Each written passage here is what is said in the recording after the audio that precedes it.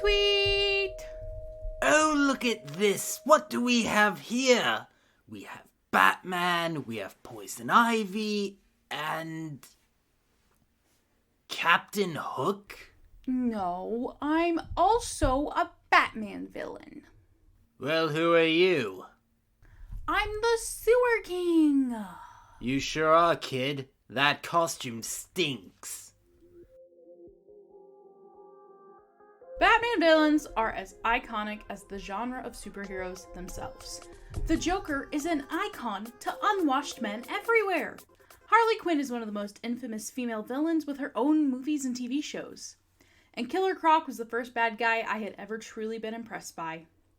There is no shortage of Batman villains. In fact, there are well over 100 villains because there are tons of top 100 lists.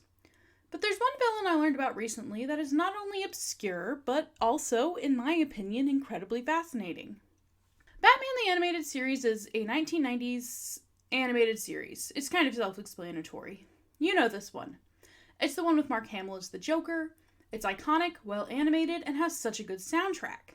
And my husband told me I had to tell you it's also apparently one of the most iconic and influential cartoons. He told me I was wrong for not including that.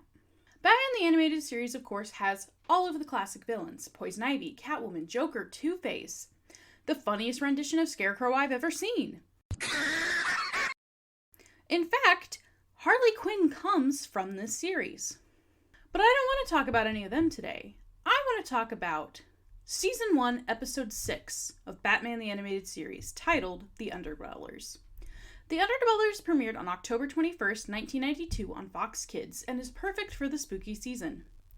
The episode starts with two kids playing chicken on a train and needing to be saved by Batman. We then transition, not so smoothly, to see a bunch of children underground mining in the dark.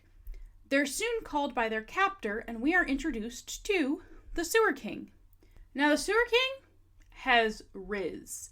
He wears an eye patch, he has this long leather red coat, he has a walking stick, looks like a pirate. His wiki says he was likely inspired by Captain Hook.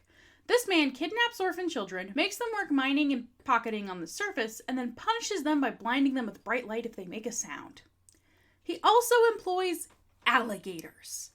Sewer alligators. The man is dressed to the nines, quite evil, and has alligator sidekicks.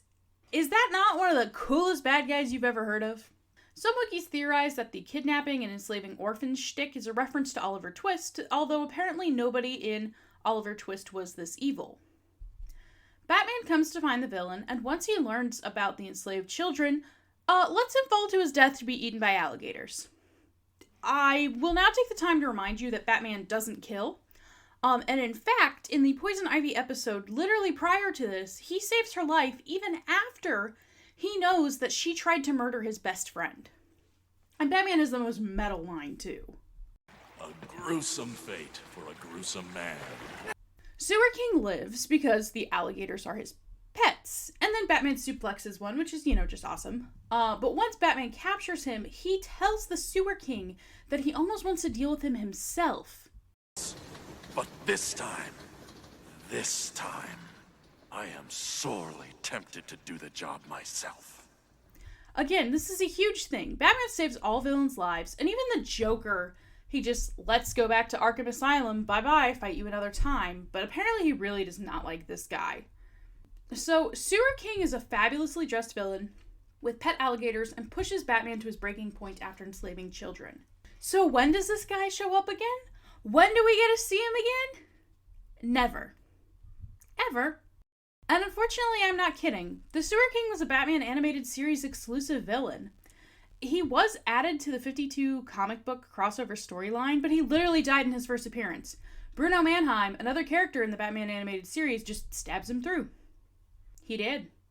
And At My Crabs is the coolest Batman villain you've never heard of because he's basically just a 90s fanfiction character. Be sure to subscribe to more. Alright, I gotta go finish trick-or-treating. Maybe I should bring an alligator next time. Bye-bye!